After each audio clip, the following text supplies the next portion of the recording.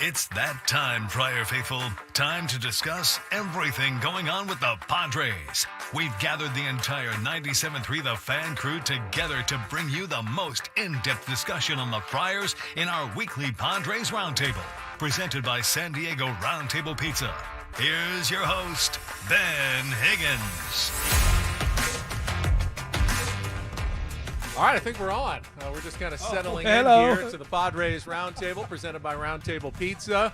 We've got most of the crew in today. Did everybody hear me say we should all have upside-down logos on our microphones? Yeah, this is going to be probably the gnarliest of our roundtables so far this season. Coming off the 3-game sweep by the Los Angeles Angels, let's introduce the cast of characters. I'll start with Annie Halbrun from Annie and Elston. Good morning, Annie. Good morning, Ben. How Good are morning, you? everyone. I'm We've great. got Braden Soprenit sitting in again as well. You're a producer. Hello, Braden. I'm doing well, thank you. My co-host, Stephen Woods, sitting in the middle there. Just here so I don't get fined? Next to Craig Elston from Annie and Elston.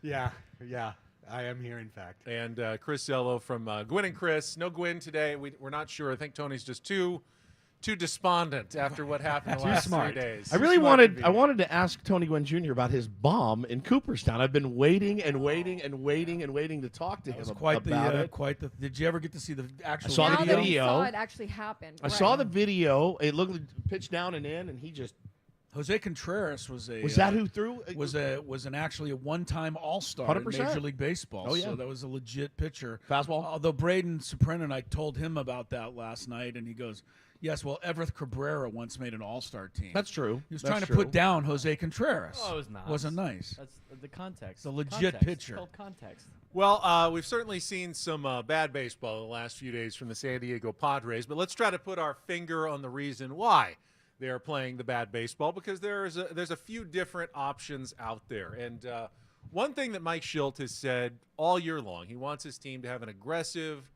identity. Go out, take those extra bases, and be an aggressive team. He'd rather them make mistakes by being too aggressive than too passive. And I think we can all agree, no one likes a team that doesn't take any chances. If you're never getting thrown out on the base paths, you're probably not trying hard enough. However, we have seen a string of base running mistakes, punctuated by Luis Ariz in the first inning, running the Padres out of a potentially big inning in the series finale against the Angels. So, Chris, I'll start with you today. Are the Padres too aggressive on the base paths? Do they need to back it off a little bit and stop running themselves out of potential big innings? Yes, on the surface, but beneath the surface, I don't think so. I think they've got to keep trying and pushing the envelope. They got to make some better decisions. I think the worst decision, Luis Ariz, obviously it wasn't a good decision. He got thrown out by quite a bit. Ha-Seong Kim going to third base on a leadoff double the other night. Wasn't really thrilled with that decision. But I think they're at least trying to make some things happen. The one that's bothered me the most was sending Profar home the other night with Manny coming up and what would have been second and third and the tying and go-ahead runs on base. I think you got to be smart aggressive. I don't think they've been smart aggressive. So they got to figure out a way to do it with a little more intelligence. But you're still going to make some outs. But some of these, you're losing one-run ball games, Ben. So it's coming back to get them for sure. Craig, does Mike Schilt need to back off the aggression talk for his team just so they feel comfortable not going from time to time? I don't care what he says in terms of the talk. What I want to see is them be smart base runners. And I'll just underline what Chris said. I mean, the stats bear it out, too. We've run into 5 more outs than we've created on the bases this year, according to Baseball Reference's base running numbers. We are making visibly, obviously dumb decisions that I think materially impacted the last series, because as we've seen, when this team grabs a lead, then all of a sudden it's Johnny Feelgood and things just tend to run well, and it goes the other way for this team. I really did feel that by taking almost the Angels for granted, in the sense that, like, oh, we can just run anywhere, like it's a little league team, they're gonna fumble the ball around and we're gonna get the extra base. No, they made all the very routine plays, and that kind of put a damper on what San Diego could do. Woods, when you are trying to win with a lower payroll, it's not impossible, but you do have to win sometimes on the margins, and base running can be one of those margins that are the difference between a one-run win and a one-run loss. Yeah, I think at any level, if the play's in front of you, it's right in front. And these are the ones that killed me. That all these plays are right in front of them. I mean, these guys are good baseball players. They're smart baseball players. They've been playing the game a long time. When it's right in front of you, Luis Ariz. When it's right in front of you, Ha-Seong Kim. Situational awareness. If the ball skirts away from the catcher and you're trying to get to second base and you get thrown out, I got no problem with that, man. You're trying to get in a scoring position. That's aggression to me. This looks like lately guys that are pressing and trying to make things happen when in reality you don't really have to. You have to know who's coming up behind you, the situation of the game. It's first inning. There's no reason you need to be at third base if you're Luis Ariz. None whatsoever. So those are the ones, and you can feel it suck the air. It certainly sucked the air out of me last night laying in bed. In the first inning, just going, all right. So that's how this one's going to be. It's just really frustrating to watch. For Annie and Braden, and we've talked to enough of the players. I think fans sometimes say a team that's bad at base running, well, they just got a bunch of dumb players who don't know baseball. That's not the case. I mean, these aren't dumb ball players who don't know what they're doing. So why, Annie, would otherwise fairly smart baseball players be making so many mistakes on the base paths? I think it's trying to get that win, and when you don't have the offense going like you want to, you're not. They like to talk about creating opportunities. The more opportunities you're creating, the more you'll be able to cash in on them. And so some of them aren't going to work out, but you're going to be able to cash in on the other ones. And they just haven't been able to do that because their offense hasn't been clicking. So you're still wanting to get that aggressiveness and have that going, but it's just been a little tougher to stomach when they're running into those outs and then there's not really enough offense behind them to make up for it. So I like the fact that they're aggressive. I think, yes, they absolutely have to be smart about it. I like that they don't play scared. As players, I've talked to them about this, and they will bring up managers who haven't let them play this way. Yeah. And they love that they are allowed to play this way, that they're given the green light to play this way and to use their instincts and play smart and build the kind of player that when you get into a playoff run, hopefully, you know how to take those few inches, you know what I mean, to get a win. So they love that style of it. I'm sure they're being talked to about running into the outs, but I think a lot of this is what you guys were talking about, just not being able to gather enough offense to make up for those blunders either. Well, the number you laid out, Craig, is it's clearly not working, right? If you're running into more outs than you're creating, I mean, my kids, if I left them to their own devices, would eat pizza and ice cream for dinner every single night. I can't let them do it. As a good parent, I cannot let them do it. I have to put my foot down at some point and say, enough's enough. I gave you a shot. Now we have to rein it back in a little bit because this team has shown the ability to string hits together. And, no one's going to be mad at Ha-Seong Kim if he stops at second on a double. No one. No one's going to be mad at Luis Ariz if he stops at second. He's in scoring position. Nobody out. Big guy's coming up. No one. There's not a person in the family. You probably should have taken 3 there. No chance. You're in scoring position. It's guys trying to do too much to make up for the lack of maybe some other things that have not been happening. Braden Woods brought up the word pressing. We heard that a lot last year as well, especially later in the summer when they were trying to make things happen. Do you see the base running blunders as a sign of pressing from the San Diego Padres? Maybe a little bit, but to me, and obviously with my ties to USD baseball, being a part of their group, I get a lot of teaching points from Brock Ungrich, who learned from Tony, learned from one of the best, and one that he uses all the time that I now use as a coach, for a different sport is if you're going to fail aggressively. And I kind of love that philosophy of letting kids go out there and take some chances. Go take some chances. You might make a really big play. You might make a really big moment in the game. But I do think there's a difference between being aggressive and being reckless. And I think they're kind of going through that experiment right now. I mean, I could do the same thing in football where I tell a defensive back, I want you to jump that out route. Like, go, if you think you got it, jump it. Go get it. But the problem is if he jumps it and he misses, that receiver's going to take it about 80 yards down the field until the safety tackles him. Yep. And so when you come off the field after, it's like you can't get mad at the guy because he did exactly what you said. He was being aggressive. I think eventually it will start paying off for them. I just think they're in the mindset right now of trying to figure out different situations where it works and where it doesn't work during this time. And Annie brought up the whole notion of like not a lot of managers let their guys play like this. I mean, I don't think Bob Melvin let his guys play like this, if I'm not mistaken, as well as Jace Tingler go through the list. So maybe it's them trying to figure out, maybe I can make it on this play or maybe not. I think they're going to learn throughout the year. The thing is with Padres fans and a lot of the Padres and with the Padres themselves, you just can't have this like be the learning thing until August, and then all of a Right. sudden you're 10, 15 games out of first. I would institute a red light for Hassan Kim, however, because I really don't think he's a very smart base runner. I don't care for the word dumb, which was used earlier, but I don't think Hassan Kim is an intelligent base runner. We'll say He's aggressive. savvy. He's not a savvy. I base don't even know that he's aggressive. Reckless. He's way more reckless than he is aggressive. So His instincts aren't terrific. I don't on think the so. base paths, I really is what don't think you're saying. so. So I think a red light might be in store for at least him. They do have a third base coach, and yeah, he sent Profar, but he put his hands up for a rise. He put his hands up for a rise. Maybe there's some kind of maybe that's being talked about in meetings as well. Making sure that we're seeing signs, and I'm sure he too.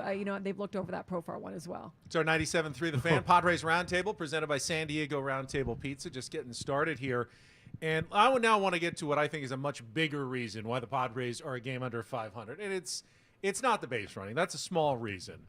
The lack of power, I think, right now is a critical issue for the Padres. Average, they're doing great. Top of the league on base percentage, fantastic. Slugging, more in the middle. Isolated power, though, near the bottom of the pack in Major League Baseball. Craig, you're kind of nodding over there.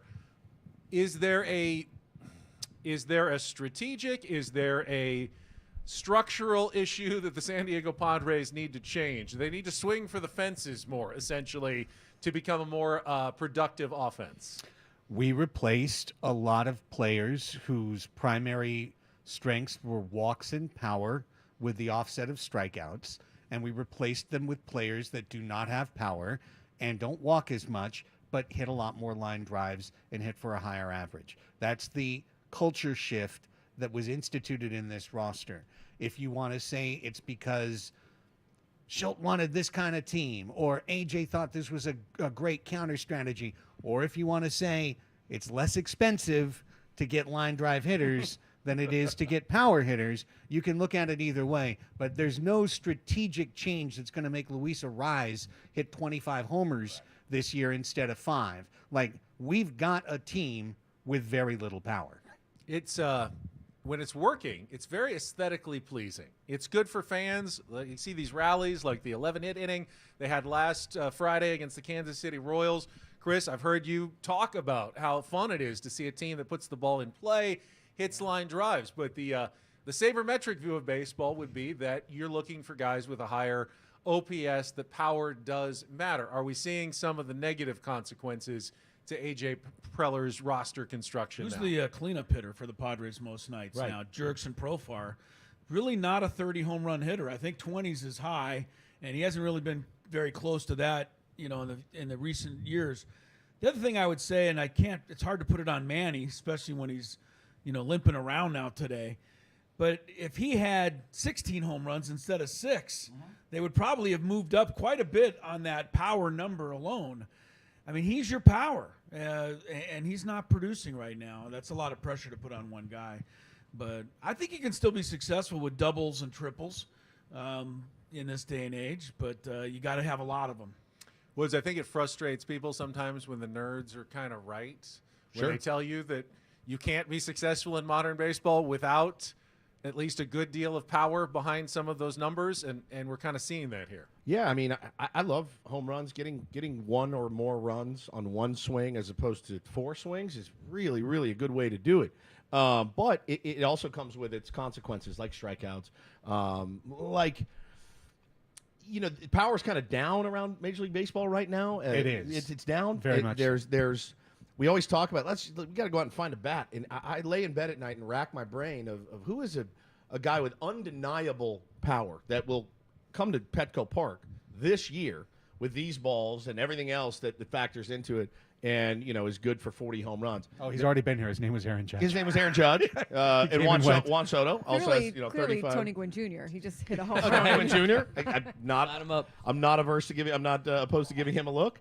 But it is certainly, and like I said on the air today, it's no surprise that in the playoffs, when the cream of the crop teams are there with their cream of the crop pitchers, that the teams that are able to hit for more power usually win a lot more games. It's not a myth. It's actual. The numbers are there that show it.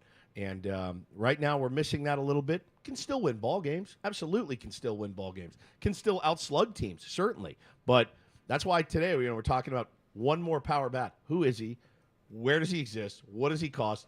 And will he perform here is the billion-dollar question. Yeah, Braden, we talked about Pete Alonso, Vladimir Guerrero Jr. If the Blue Jays do decide to sell, are the Padres a power bat away? Does that make a big difference? I think they definitely need a power bat. I mean, I said this last week on the roundtable. I said the slug's low and all the power's low, and they're a line drive hitting team. But you go through the roster, they built a roster with no power hitters.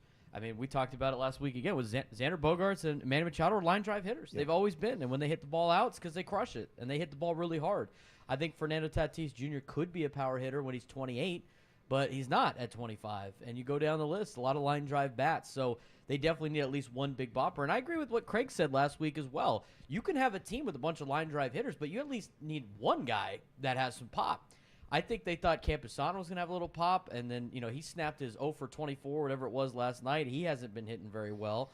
But I don't necessarily know if it's one power bat away. I mean, we talked about it yesterday on Andy Nelson. They really need like 5 things. They do. They need like 2 bullpen pieces. They need 2 starters. And they need a power bat. 2 catchers. Who doesn't need that at the trade deadline? Right. They also need to keep that under $10 million. Right. Got to go to Costco. Right. Good luck. So you're looking there a at shrink you're wrap of looking all at guys like if you just want to fill that list out, it's like, let's shoot for the stars. Miller and Ursig from the A's don't cost a lot of money, or just talking money, right? Then you got to think, well, maybe do we want to bring back Brent Rooker, or do we want to bring back Tommy Pham? I mean, those are kind of in your budget that are power hitters, right?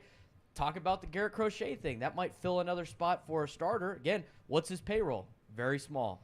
Luzardo's your highest paid guy, $2.5 million, with what it would be prorated by the time you trade. You bring in those 5 guys, are you a World Series caliber team? I don't know. Are you really to get rid of everybody in your farm system to make that happen? Well, let's get into more trade talk specifically. And before we talk about Garrett Crochet and those rumors, Annie, one question that we were discussing on the show was whether a team needs to prove something before you're willing to start trading top prospects to improve it. Because if you're only improving a slightly under 500 team to make them a slightly above 500 team, is that worth sacrificing potential future stars, even if it does win you 2 or 3 more games? How much do we need to see from these Padres before you'll feel good about A.J. Preller actually going and dangling some of the top prospects in the system again? I mean, I tend to think make the team better now. Whatever that means for the prospects, prospects are prospects to me.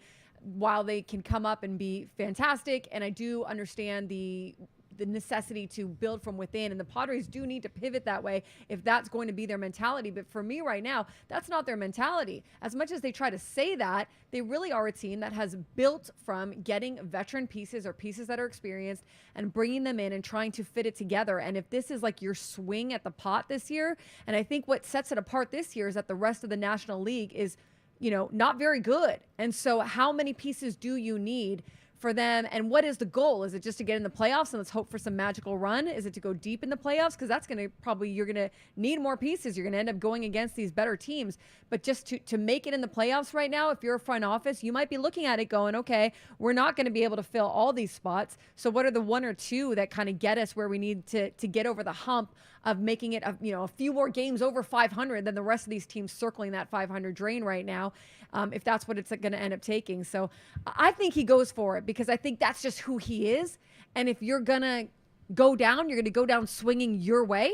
And I'm not saying he's going down, but I think that's his mentality. So I think that you make the moves you need to make right now. Why wait if you know what they are, right? I mean, why burn through another month and a half of just taking L's and just doing the word that the clubhouse doesn't like to talk about? It goes like this. It's like a ride and stuff like that. Why go through that if you already know the problem? Try to fix it now. Yeah. I mean, how many times have we seen the Padres make deadline deals and the whole narrative's, well, they got to gel together. They got to gel over the last 2 months. Start gelling now. Let's go. Luis Ariz gelled pretty quickly since he got here, and the more time you have, the better. I know the price point on those will drop, or maybe they'll go up. You never know. I mean, you're playing that poker match or that poker game the longer you wait. But I'm kind of with Annie and Braden as well. I mean, you have holes that you need to identify. Just got to make sure it's the right guys as usual. And so far, so good this year. I think so. I mean, so far, so good. Give credit where credit's due. But yeah, I've said it like a mantra. He's got to do his best GMing that he's ever done, and it happens right now. And he's got a very limited budget to do so. And so the arrow needs to hit the bullseye like every time. My last thing on this too is I don't know that you can operate on the magical future. Like you're operating on the sense that everything is going to be the same or better next year or the year after. Yeah. You don't know that. You just don't. Feels like we're in a Tim McGraw song. Just live like you were dying. That's like right. There is no future. But Craig, we all know how credit cards work. And if you keep borrowing and keep borrowing and keep borrowing and hoping that, this next deal will get me out of the hole, eventually you get into some really bad places. Is that where A.J. Preller is headed? Not so fast, my friends. I am here to just Gandalf it down. Thou shalt not pass before I tell you that I am 100% in alignment against this current strain of conversation. Guess what? He already did it, guys. Yep. He traded 4 players for Dylan Cease. Yep. That's the biggest trade that's been made in baseball this year, except for trading 4 more guys to get Luis Arraez and have Miami pay his entire contract. So we've already done what you guys have advocated for. What we're now to the point of is we have cut and cut and cut below. Are we going to fire the last chamber? Are we going to get rid of Salas? Are we going to get rid of Snelling, Lesko, Major, DeVries? Because to get the 5-player package, and actually that was a pretty smart package, Braden, I liked it. But a 5-player package to get to what? 85 wins? And then we tumble out? In 2020, we overshot, okay? We made 2 really unwise trades in retrospect. Although Matt Waldron might save the Clevenger deal down the road. Right. But Clevenger and Nola cost this team so much that in 2021, the next year, when they needed their reserves, there was nothing to call on. 2022, we took our shot, and everyone agreed, take your shot, 100%. right? Didn't work out. But in 2023, when we needed our reserves, there was no one to call upon. And we had just built it up. We fired it down to get to where we are. They haven't earned it yet, baby. We need to be 10 games over 500 in a real playoff position. We're in the playoffs. We're a game and a half out of 11th right now. We are 2 days out of 11th place in the National League. But isn't it crazy how it can flip? Because Yuki Matsui gets that save against the Royals, and you roll and handle business against Anaheim. We're in here going, all right, we got to go get this You guy. could say the same thing Right, last year when right. Hader gave up the bomb to Mookie Betts on Sunday Night So Baseball. are you saving everyone in a little cabinet for use later? Like because No, what's going to we've emptied happen the when cabinet. everybody's sort of getting older and That's how the thing. That's the thing right Then there. we is have these getting young older. players to come Right, in and but help that we extend the have time. spent. You spent all that money on those guys for their prime. You can't punt on their prime years. That's the thing. You, is got waiting to in go prime. all in for these years, and then when You really they're do. old, you're just like, you know what? It didn't work. I Are mean, they all in? Because we're getting swept by the Rockies. We're getting swept by the Angels. Where is this franchise? I mean, we're That's all the in one conversation the set. clubhouse needs to have. But where is it? They need to prove to their top guys. They need to prove to the Erics. They've run out of that time, this- though. They've run because AJ has. And look, there is a corner and a room full of paint, and he's standing firmly in the corner, going, "I've got myself into this. I've got to try to get myself out of it." It's a weird way to, and we've been covering it. We've been here through all these weird trade deadlines and everything else, and it's really good content. It's really exciting. We get excited. Last year when we bought on the margins, we had you on that day, and we all go, okay, all right, yeah, buying on the margins, not bad. Barlow and Rich Hill. It's terrible. It was horrible. We should have gone Didn't work harder. out. We should have gone For who? harder. I don't know. It just didn't work out. It didn't work out. Any It one was of these moves can terrible. also not work But out. they could. and all those prospects could also not work they out also either. don't have a ton of money to spend, so That's it's the like thing. They don't have a ton of money. They- Are we would all like willing to, to get rid of Salas? Well, I would just like to. I thank- don't think so. I would That's like to the thank only you guy for I'd hang going on to. Craig before you went to me, because I was going to say the same thing Craig did, and I wouldn't have wanted to take on all 3 of these guys. So I'm just kind of sitting back because I really think the same that Craig does. I think this team has got to be better what they have now. I don't think they have room to add to it. If you add a bat to this team, Where do they and play? Bogarts comes back, where are they going to play? You're going to have the Adam Frazier problem of a few years ago. Cadillac problems, Chris. Cadillac I don't problems. care. The You answer can't- is it didn't Kim work. is That not in didn't the work lineup. either. I think, I pick on Manny, but he's got to hit more than one home run a month. He does. Luis Campusano's got to get more than one hit hit a month. Fernando, although 4 for 4 last night, still needs to start dominating and playing the dynamic baseball he can play. I think this team, as it's constructed, if these guys play to the level they're capable, is good enough to get into the playoffs. And I don't think adding 5 more guys is ever going to get them to the level where they could compete with the Dodgers or the Phillies in terms of overall regular season record. So just get me into the playoffs. I think this group can do it. I agree with Craig. We've already given away too much. You never even remember prospects' names. That's right. I don't care who they are. And yet he I just agrees know that with I me. need some of them. And yet he agrees with me. I just You know know what they're that I gonna do need is some just of do them. a little of both, a little of the prospects and a little of the money. You know what I'm saying? They're not Yeah. maybe not going to give everything away, Well, but they can't. Right. You can't. You can't. I don't think you can give away Ethan Salas. I don't think you can. I think it's the only untouchable player Yeah, I think they he's the have. untouchable player, and I think everybody else is probably up for debate. In 3 weeks, this entire thing could be different, Ben. And we it probably could be looking will. at being sellers. I mean, Yeah. Every roundtable is They picked gotta different win. every single Poor week. Ben. It's like we do a roundtable for a different team every week. It's true. Yet It it's still is. the San Diego Padres. They make no sense. It's our 97.3 The Fan. Yes, Padres Roundtable. Sometimes we're very optimistic. Sometimes we're not. Presented by San Diego Roundtable Pizza. I'm gonna bring up this question. It wasn't even on my notes, but Craig made a great point. Padres have already pulled off the 2 biggest trades of the year. Yeah. And they're talking about potentially the 3rd one with Garrett Crochet, and we're talking about maybe a 4th one to pick up a big bat as well. Finish this sentence, because we don't know the answer and what Eric Kutsenda and the Padres front office are thinking. A.J. Preller loses his job at the end of the season if, Chris, We finished lower than 11th, which we're 2 games away from right now. Craig, if they don't make the playoffs, if they don't make the playoffs. Yeah. Woods, They don't make the playoffs. Yeah, don't make the Braden? playoffs. Annie, I'm going to say if they don't make the playoffs and there's another combustible second half. Another swoon. 2021 all over again. Because That's really they've, fair. They've That's kind fair. of they've kept Massively him this fair. whole time. I mean, that's my take. all right. It's a good take. Yeah, I mean, they can really play good take. better, and 2 other teams get absolutely red hot. You don't make the playoffs. You can't necessarily make that the delineation. However, what if A.J. Preller decides to go prudent? Or what if Eric Kutsenda and Eric Grupner say, we're not trading any more prospects. This is your team. You're done. They play pretty well down the stretch. They don't make the playoffs. Is that okay for A.J. if he's playing more for the future? Do you want to keep him around? Listen, I said this on a podcast last night, and I'll say it on the show, and I'll say it here. They should put diamond handcuffs on him right now. Like, if we believe in A.J. Preller's ability to restock the farm, that is a carrying trait that allows you to keep him here with the San Diego Padres. When he's given the ability to go hog wild, he makes crazy moves like the Matt Kemp trade. He makes crazy moves like signing Matt Carpenter, just signing guys to wild things that are way too expensive. When he is working within constraints, he's been a little bit flexible, a little bit agile, and a little bit nimble. And maybe at his best. Yes, Maybe at his absolutely. best. So I'm here to tell you, I'm really with Annie. When you said it, I'm like, no, what you said is right. It's not just making the playoffs. It's what's going on with this team. Like, they could look at injuries as an excuse. Sure. If Manny was out for 2 months and Joe's out for the year, they go, hey, you know what?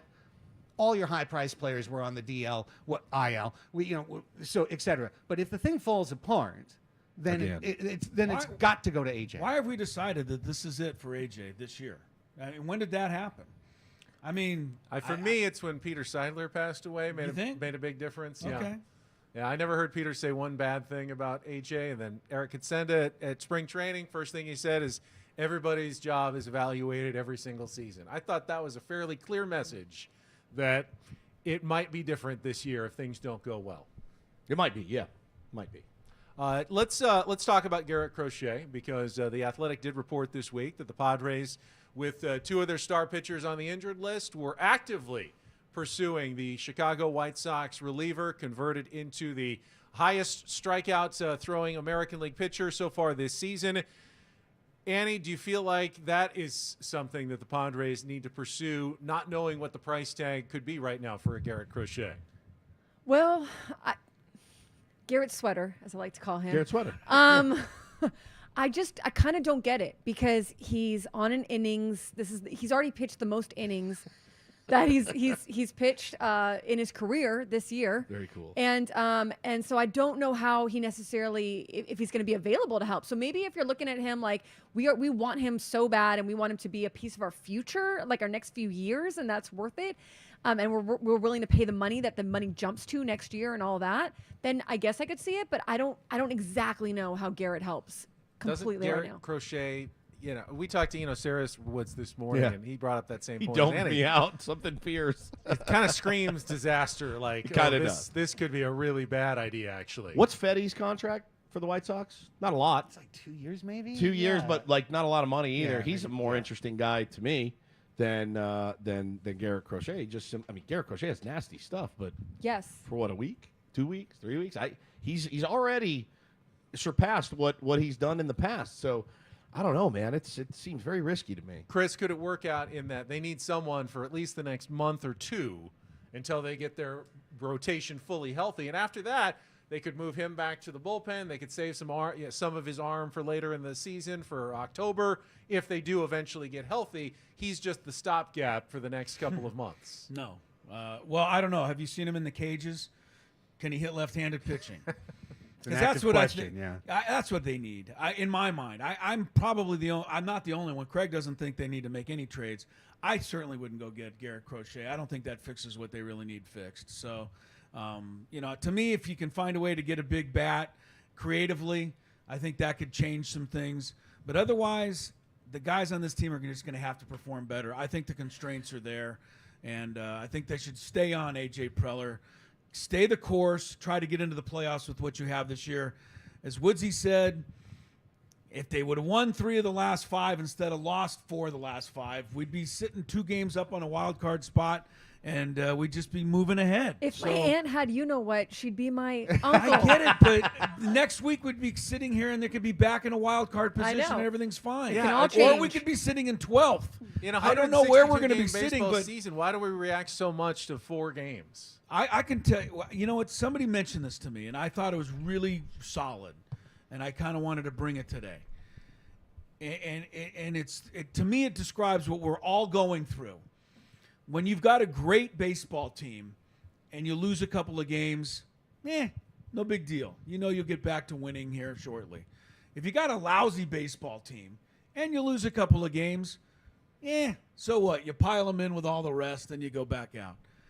But if you've got a mediocre baseball team like we have, every loss seems to be the end of the world. Excruciating. And I think that describes the Padres and what we are all going through to perfection. For the last few years, right? And it's Yeah. not a 4-game stretch, Right. man. Like you mentioned, it's a year's problem. Like a 350 It's game stretch. 350 And every game win is like a stretch. World Series. Right. But Same I'm thing so on glad, the other side. I'm glad you brought it up though, because 2 weeks changes everything. It does. It can change everything. Yeah. In fact, I'd like to surprise you, Chris. I have a trade I'd make today that I would make today for the San Diego Padres. I wouldn't have let Kevin Pillar leave without getting on the team bus for San Diego. A veteran who is having a resurgent career. 100%. He can really run it down in center field. I mean, no matter what, he is one of the great center fielders and has been in baseball for a long time. He would give a big time puff to Jackson Merrill, who right now is forced to be in there every day in every way. And by the no way, sugar ABs. And, right, and he's killing left-handed pitching, and he is a veteran on a nothing contract Correct. that you could get for literally a single a Lake Elsinore kid could get you Kevin Pillar tomorrow off of the lousy Angels.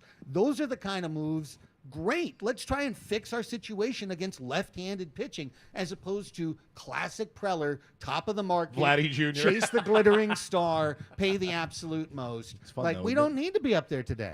It's fun, though. I know. Well, we already did it twice. Like, what are we on crack? Like, we are. do it every day. Yeah, it's not our fault. A little over halfway home, just got a text from an unknown number. I think it's a St. Louis area code. It says, "How about some positivity, my man?"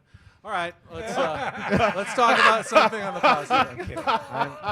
I'm kidding. I do want to get to a slightly more positive Spicy, topic. Ben. He went there. He did that. The All-Star voting opened this week for the San Diego Padres. Annie, how are we filling out our Padre All-Star ballot? You are bringing Jurickson Profar home to where his career started with the Rangers, Yep. and you are also bringing Robert Suarez to the All-Star game. What about Fernando Tatis Jr., Braden?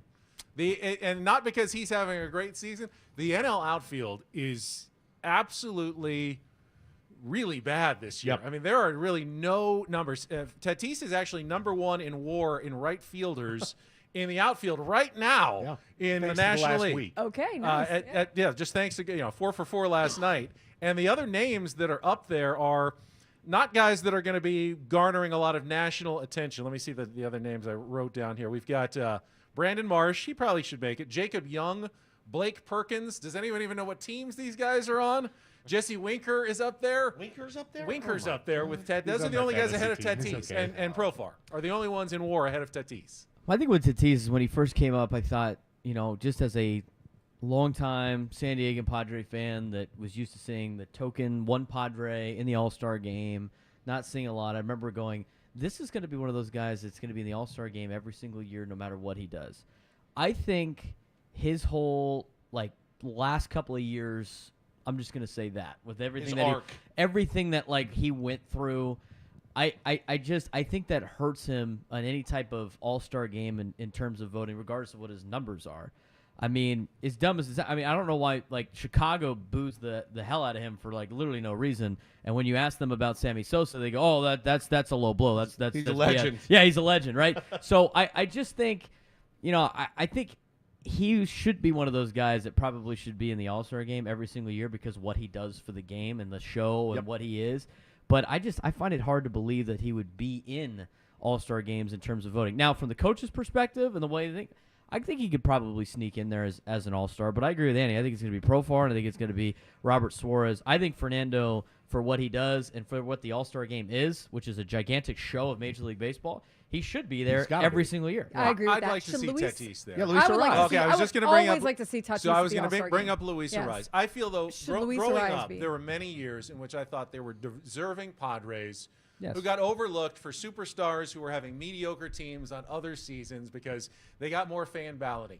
Can it work the other way, where the superstar in the Padres who's having the mediocre season gets to go to the All-Star game because he's got some name brand recognition and would just add to the festivities to be there? How about Luis Arraez, though? If you're talking about players who are up there in WAR, he's not. He's about 17th among second basemen in WAR, if you consider him as a second baseman. But Craig, he leads the National League. He leads the major leagues in batting average. Is And that he's the worthy? back-to-back champion. Is that worthy Yeah. of being an All-Star? No Padre will be voted in, so we can just start there. No Padre is going to be voted Jurickson in. won't even be voted Really? in. I don't. I don't think so either. I don't think unless so. the Rangers fans just go Name nuts for him. recognition. I I think mean, Profar's a lock to be voted by the Acuna players. will be voted in, but won't start. I Obviously, would love to see probably. Luis Arraez at an All-Star game. I would too. Yeah, I think Arraez. I think is going to come down to a coach's decision. To be very honest, the way I see it is Profar is going to be voted in by his players because he's got a lot of popularity in the league and he's having his career year. I don't think the fans of the world or of the baseball world are going to vote any of our players in. Suarez is a lock to be picked by the manager, an absolute lock. And then beyond that, it comes down to who's hot in June, which leads me to your point. I think if Tatis has the hot June that he is already off to, and he carries that 3 weeks, he'll carry himself right into the Midsummer's Classic. Chris, do you think Luis Arraez belongs at the All-Star game? I'd love to see him there, but I'm one of the few, the proud, that likes to see a guy get a base hit to left field once in a while. I just think this guy's magical with the bat. I love to watch him. So, I think the leading hitter in baseball should be in the All-Star game Every year. and I really don't care who the leading WAR guy is in baseball, and you'll never get me to come around to that statistic. So, I know that he's 17th in WAR. But I know what my eyes see. He's number one in your heart. Yeah, he's one of the best hitters I've seen since, Tony's dad. I want him in the All-Star game. I think those are the three. I don't really care if Fernando makes it or not. Just leave him out of the All-Star game to motivate him to play a lot better and more dominant in the second half. So our 97.3 The Fan Padres Roundtable presented by San Diego Roundtable Pizza. Pizza royalty, just like it says on the box. Annie, you were going to say something? Just the All-Star game is pretty boring. I mean, boring now. bring in the entertaining players. Yeah. All They right. should play men's softball. Let's see. I got a couple of topics left. First of all, I hear a lot of people going, I see the Padres. They don't look like a playoff team to me. But you can't make that statement in a vacuum. Being a playoff team means you're compared to the other teams. As Craig said, they're close to 4th. They're close to 11th right now. But the National League clearly is not as good maybe as we thought it would be. It could change still. But my question now to all of you is, what do we think that number is going to be now at the end of the season? What's the win total that gets you into the postseason, gets you at least the 6th seed? Usually you think it's going to be around 86. Last year it was 84 for the Arizona Diamondbacks, who ended up going to the World Series. And quite frankly, the National League isn't even as good as it was last year. Chris, what's the number now, the target at the end of the season to get into the playoffs? 81. I don't know. Can we get 6 500 teams in the National League? I mean, we don't have that now, I don't think. I'd go 85 to be comfortable. I mean, I hate to sweat it out on the final day, so give me at least 85. And that's only 8 games over 500, which seems a whole lot farther away than I thought it would be. Nothing has changed. It's 84 or 85. Nothing has changed. Even with 2 teams at 500 or below currently Doesn't matter. in the They'll top change. 6 It'll right all now. change. I think 83, 84 is probably a safe bet. I'll go with 84. I think at the trade deadline, teams turn into super teams overnight, and then they go on rolls, and eventually those 500 teams will separate themselves. So just like I thought at the beginning of the season, Padres win 84 games, get the 6th seed. I still think it's the same. Those were all great points, but I'll go with my original, what was like 82, 83. Yeah, I think it's down a little from what we thought. I thought 85 at the beginning of the year. I hear 79 anywhere in the I room. think you might get a for you. losing season in. You With might. 3 wild card teams, it will happen. It will eventually. At some point. Right. Yeah, but it's There going will to be be the a- outlier. Once every 15 years, it'll happen. Yeah. This might be This the could one. be the outlier.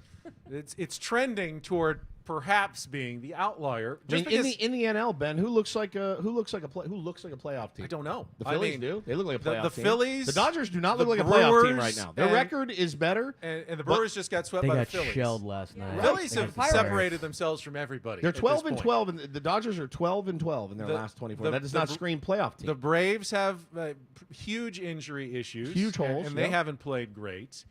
The Cubs got back to 500, but they did it at the expense of the worst team in baseball, the White Sox, the Oh, you last can 3 do that? days. you can beat do that that. You can Apparently beat the you can, worst yeah. team. I thought that Wow. you lose to those teams. Even the Padres, Way I to think, go, swept the Ben. White Way Sox. to They're get the Even the same everybody Padres score swept riled the up White with Sox that. last year. And, the Diamondbacks, Not they have afraid yet of to hit any sort of stride. Well, Jordan guess Montgomery who's here came today, back. buddy? Yeah. He was terrible Padres get you yesterday right. for the One of for the those 2 Diamondbacks teams again. still has another gear in The them. Giants. Yeah, one of those 2 Giants teams or still Diamondbacks has another gear. Both 100%. decimated by injuries, Right. both of those teams, and they're still hanging around. It's hard to undecimate But aren't the yourself. Padres Once you've been decimated by injuries it's- right now? Yes. I don't know is it as bad If as Machado joins Darvish and Musgrove, that's 3 of your and Zan- Bogarts. and Bogarts. Xander. That's 4 of your top 5 paid players right true. there, It's all true. gone.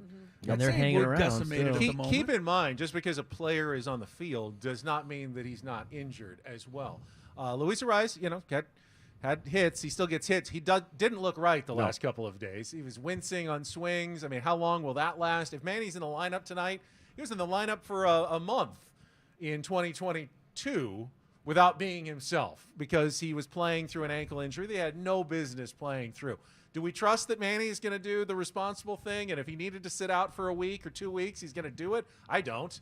I expect him to probably talk his way into the lineup tonight, whether he really should be there or not, Annie. I agree, but like Manny, he's already dealing with an elbow thing, and now if you want to add a hip flexor to it, I'm like, Manny, you sit, you get healthy, you get well, and you come in and you mash when you come back. And then Manny looks around at the training table and goes, I got to play. I got to play. Because he looked at everybody else that's on the training table too, and he's like, I got to play. Yep.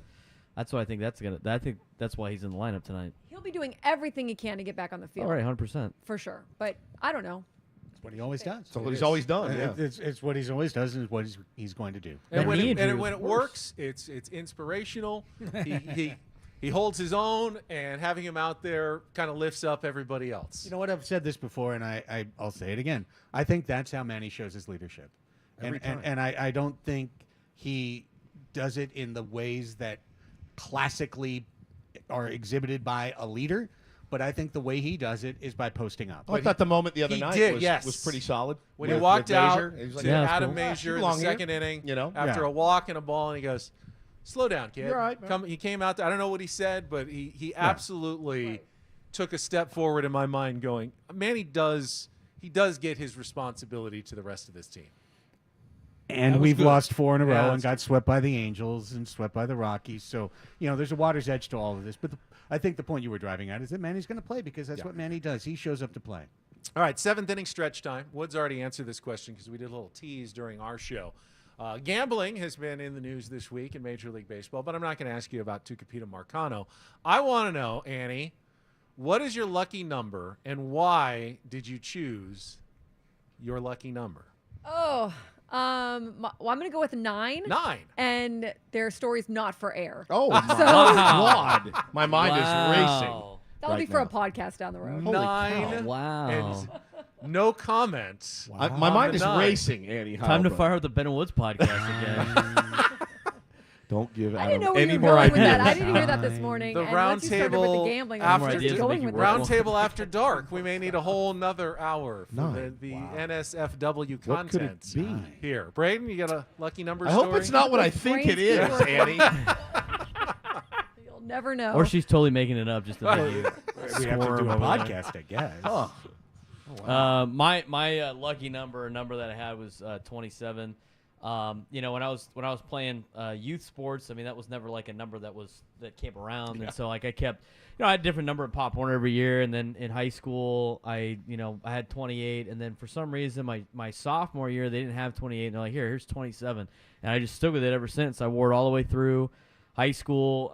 Any type of jersey that I get, I wear 27. My brother ended up wearing the same number, which I thought was cool. We got to wear the same jersey at Cathedral. So that's my number, my brother's number, and a lot of people in my family have adopted the 27. So that's mine. Chris, lucky number? Do you believe in such things? Not really, but Shocker. Anybody surprised? Yes. But 22 is my Mine too. wedding date and my birth date, so I'll go with that. But beyond that, I have nothing. What number did you wear at San Diego State? Uh, 4 different ones. Whatever they handed him. whatever. Yeah, That's right. I that's a good question. You don't remember. He doesn't remember. It's not important. 56. I don't know. I was like the Someone look that 19th up. guy on a 17-man pitching staff. Guys like Chris don't care about the number. Kids now, like Oh, coach, yeah. they it didn't fight mean over anything to me. jerseys. Oh, It's yeah. insane. Craig?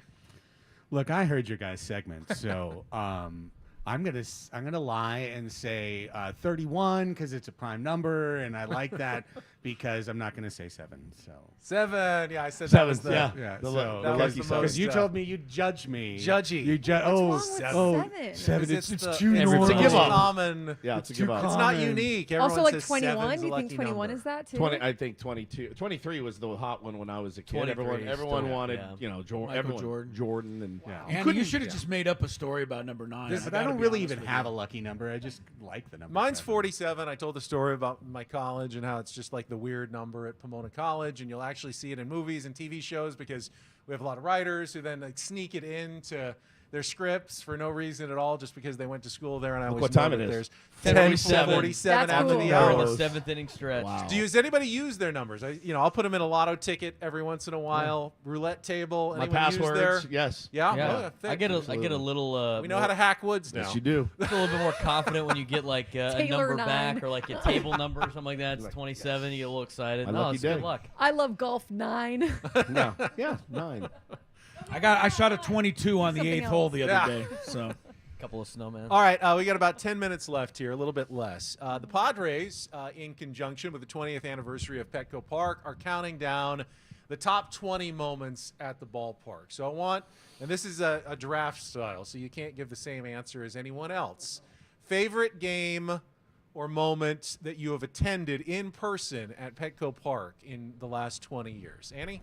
Easy. When Dragon Slayer, Jake Cronenworth, Perfect. Dodgers, you all know. That one's off the board now. So I knew that would be a popular one. So, Braden, you have to choose something else. I'm gonna go with, and I have very small memory of it, but I remember being at the first game at Petco Park, both the one that Brock Ungrich played in with the Aztecs and Tony Gwynn, but also the one that not Heath Bell, that oh no, I'm blanking on his name. The Point Loma coach, David Wells. David Wells. Throughout, I was a kid, and we had season tickets. My dad got season tickets that year. We're at a different spot.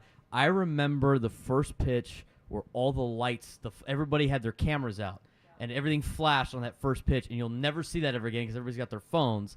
So that to me will be being at the first game at Petco Park that they walked. It was a hell of a game, yeah. Yeah, it Beat was. the Giants, right? Yes. Yeah. Back in Sean 04? Burrows with the late Sean Burrows Yeah, with the there you go. walk-off hit for the Padres in the first game. What's your Petco Park fondest memory, best moment? Probably losing to the Dodgers 16-0, but it was my first baseball game I ever went to with my wife Hannah. Amazing. And I think wasn't it opening day? It was.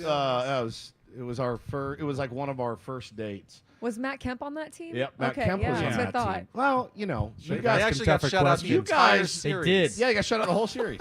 But we went that on. right? Yeah, Yeah, it's the They did, first yeah. two games of the Then season. they Amazing. put 10 Opening on the Rockies in series, Colorado. yeah. But it was one of my. It was the first baseball game I ever went to with my wife. So that's So I what always I'm say gonna to pick. new- She's like, listening right now. By the New way. Padres fans in the Tyson last 5 or Ross. 6 years, and there are a Hello, lot of them, Hannah. have no idea how bad things used to be. That they could get shut out for So an entire true. series to start the season by They the hammered Dodgers. Colorado after that. Craig, what's your favorite Petco Park moment? Interesting draft picks there. I'm kind of mulling it. I'm just going to go with something that came to mind when you said it, which was first walk-off homer in Petco Park history, same year, 2004. You might remember this, Ryan Klesko off Arizona's Matt Manti, and it went right toward the pro shop down there. It just hooked over the left field fence and hit off of the brick wall there of the Western Metal Supply Company ground floor. And that was the first ever walk-off homer. It was Klesko Oppo Taco down the line. I remember how excited everyone was to see a home run actually go Yeah. into the Western Yeah, Metal that was building cool. after years of they're going to incorporate this building. It's going to be the foul pole. You're going to be able to sit in the balconies and watch the game. Yeah. And we're thinking, oh, this is going to be one of the greatest features in ballpark history that you can hit a home run into a building. Right, yeah. It's still pretty cool 20 is years cool. later. It is. Have you It's ever awesome. actually sat there for a game? I did. Yeah, Yes, Awesome. earlier this year, I Okay. actually got to sit in one of the suites for a while and be out there. It's pretty fun. Interesting. Fancy, Ben. Are you going to select one of these? I am. Okay, then I So won't. don't take mine. I was going to take two since everybody else is done, but I'll leave just in all right, case. all right. Snake draft. I think this is easy. It's first thing that came to mind, and I think it's the loudest the ballpark ever was, even louder than Cronenworth's hit against the Dodgers.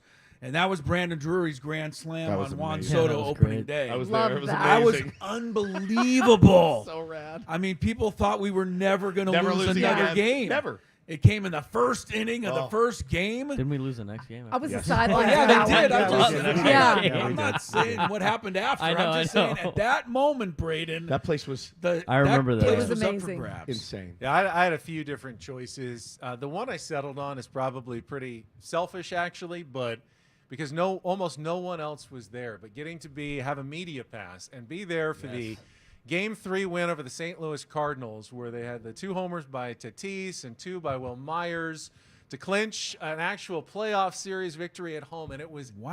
empty in there. Yep. But I got to be Yeah. in there, sitting in the press box, covering it, And in the And- stands, your cutout. and my cutout was That's there right. during the season as well. Sitting next so- to my cutout. Well, the reopening day where you had That the full was my other attendance was choice. pretty cool. Incredible. So that was Caratini awesome. walk-off. So I thought electric. he was going to get drafted. Yeah. Carat- Is that the Caratini Cincinnati Reds? Yeah, When against they- the yeah, Reds. Oh, that was a great. I did the great post game series, show yeah. after the third game win over the Cardinals from my house. Yes. Because we weren't allowed to come Yeah. into the studio or Did be a- anywhere else. Did a pre and post game show for a playoff game at my house. Really It's weird. the most It's insane funny thing for ever.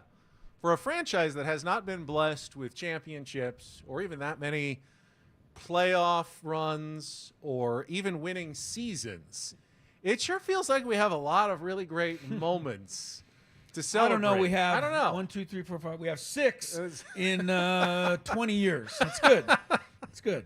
The Christian Villanueva 3 home runs is kind of sick. That was fun. Yeah, that was a good one. Yeah, I don't know. Maybe it's from Tony Gwynn growing up. It was always for me more about the individual things I saw on the field and never hoping my team might win because it never felt like it was True. that much of a possibility growing up. So I just cheer for the moments, Yeah. and if I got to see Tony get 3 hits at a game, I was pretty happy leaving Happy that night night. at Jack Seth Murphy Smith Stadium. bomb on opening night off the bench to beat the Dodgers to be in first place. That was fun. All right.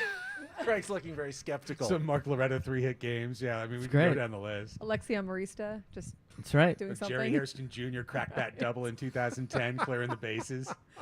Houston Street Chase Headley, saves. that big home run he would have every once in a while. Melvin Upton Jr. against the Yankees, walk-off 2016. Remember that one month when Chase Headley was amazing? That was cool. That was pretty cool too. He had Will an Myers getting incredible pegged by his month. brother in the home run derby. I was there watching Giancarlo with the home run Giancarlo. derby. Oh my God, He continued that the other day it's unreal. when he came back. Oh, all right. We're down to the last minute or two here. All right, Arizona Diamondbacks, Arizona Diamondbacks and Oakland A's. Yes. Oakland It's the, A's. bring your A game homestand. Man, as it's a the good ball Padres- club over in that For other everybody diamond. involved. I mean, the last time the Padres lost 5 in a row. They lost 4 in a row now. They came back, won 4 straight, and won 8 of their next 11 series. So it has happened. That's There the we go. streak we're still involved in. I is mean, it That's not? right. 8 of That's 11 fully what I series. expect to 18 happen. and 12 16, now. 8 of 11 Can they series. can they turn it on a dime tonight? They can. They also can go into 11th or 12th place, which Greg, pointed out. We're out of time. We'll be back next week. Thanks for joining us on our San Diego Padres Roundtable presented by Roundtable Pizza. So long, everybody.